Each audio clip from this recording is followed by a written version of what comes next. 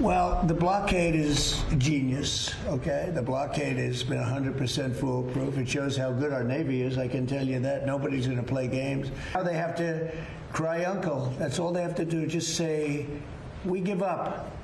We give up. But their economy is really in trouble.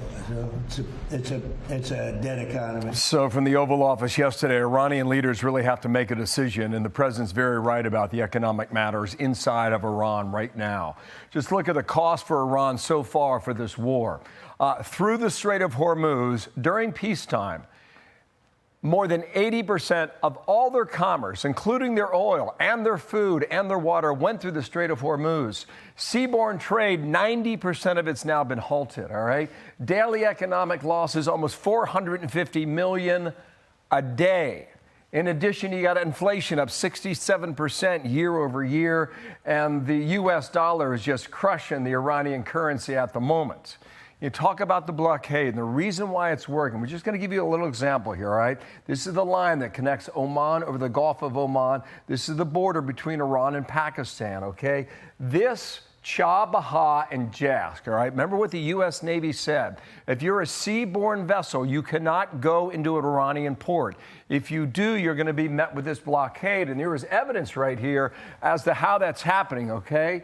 Here is that bay I mentioned a moment ago. These are 20 vessels right now in real time, as we speak, that are stuck and stranded because they went into this Iranian port. Therefore, you go back to the map on the blockade, they're sitting right off here off the coast of Iran, and they cannot go anywhere because the U.S. Navy is there to prevent them. So what is the Iranian government doing? There was a terrific piece in the Wall Street Journal a day and a half ago. I highly encourage you to read it, all right? It gives you great insight into how the government's trying to get food into the country, get more supplies in the country, and they're going to places by road and by rail in Turkey, in Armenia, in Azerbaijan, also ships, vessels in the Caspian Sea.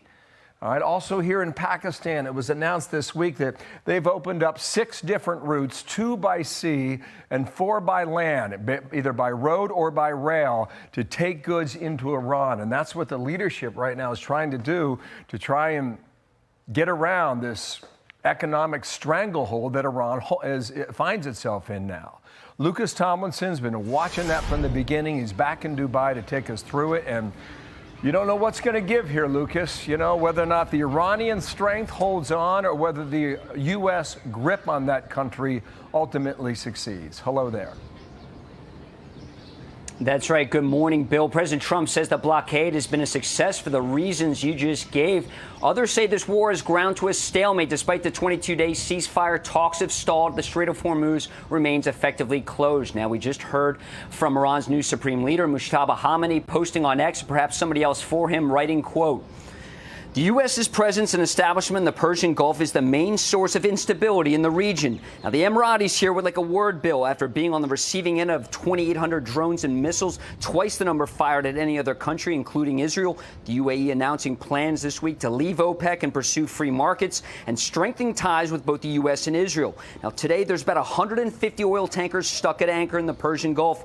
The Supreme Leader's message, the first we have heard from him in about 2 weeks, about as long as the U.S. Navy's blockade of Iranian ports in what Iran is calling Persian Gulf National Day today. The Arabs and CENTCOM call it the Arabian Gulf. The shutdown of the Strait of Hormuz has caused the largest oil supply shock in history, according to the Wall Street Journal. Gasoline prices have risen about 40% in the U.S. since the war began 2 months ago. Top Trump officials call it a worthy sacrifice for preventing Iran from obtaining a nuclear weapon.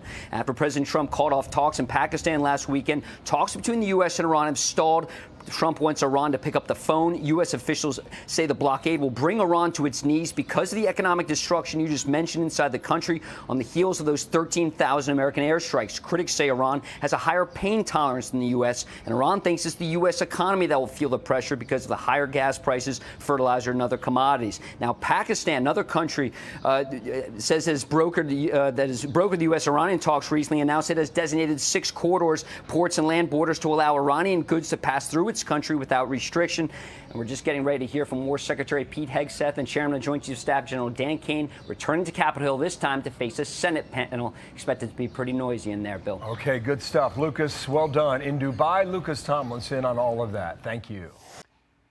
Be sure to like and subscribe for all the Fox News latest on YouTube and catch full shows streaming now on Fox One.